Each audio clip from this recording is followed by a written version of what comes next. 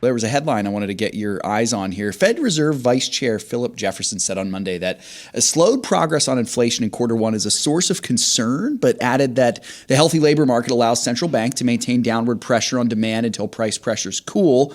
He said that with the economy in a solid position in terms of job growth, the Fed can now focus even more so on inflation and keep rates higher for longer. He added, we continue to look for evidence that inflation is going to return to that 2% target. Until we have that, he said, I think it's appropriate to keep the policy rate in restrictive territory. He didn't say anything about it being a pipe dream, Shanna, but we know that that's true, obviously, even though the Fed doesn't admit it. Shanna, what, if anything, do these Fed announcements have to do with our strategy? And can we still take a business as usual approach when the Fed says anything, or could this or should this impact our methods in any way? Yeah, that's a lot. I hope I get all that. So the markets are efficient, and the markets will adjust to what happens. Interest rate decisions impact debt-heavy companies the most.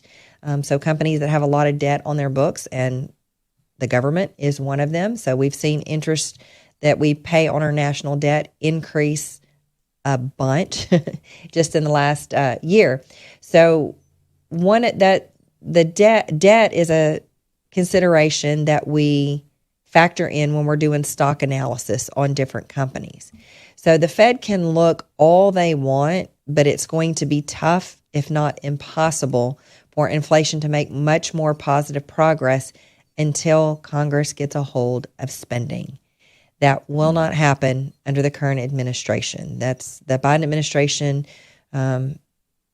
really tends to try to buy votes, forgiving student debt, entitlements, all of the things that they are giving money to. They feel like they have a Keynesian approach to economics, believing that the government's responsible for creating jobs, when it's really the job of the government just to create a fair and unintrusive business environment that attracts businesses, successful businesses, because businesses are far more efficient at deploying capital than the government.